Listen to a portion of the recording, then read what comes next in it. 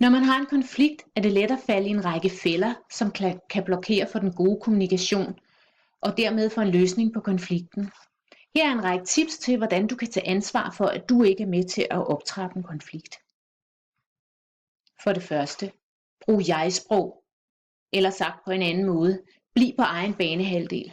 Det vil i praksis sige, at du tager udgangspunkt i din egen oplevelse og dine egne følelser. At sige du hele tiden kan virke angribende.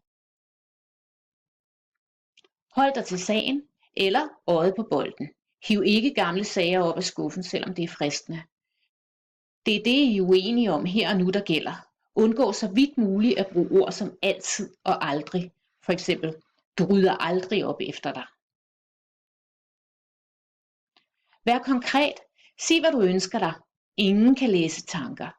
Hvis du synes, at det altid er dig, der rydder op efter din kollega, så udtryk dit ønske om, at I skiftes til at rydde op, i stedet for at brænde inden med det, og eventuelt forfalde til at beklage dig til andre over din kollegas ubetænksomhed. Lyt til ende. Det er en forudsætning for god dialog. Ingen kan lide at blive afbrudt. Prøv i stedet at finde din nysgerrighed frem.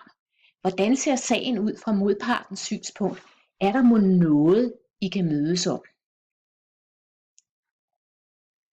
Det sker, at en konflikt er vokset så meget, at den synes fastlåst. Det forekommer umuligt at kommunikere med ord, og ingen af parterne har lyst til det længere.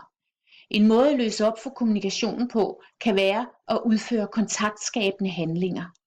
Det kan være med til at skabe grundlag for samtale, hvis man for eksempel holder døren for en person, eller blot nikker til vedkommende, når man passerer hinanden.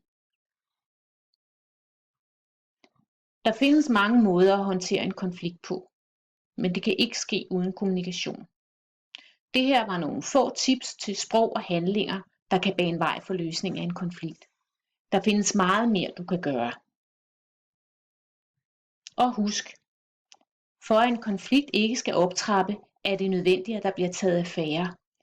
At du selv tager en aktiv beslutning om at sige stop.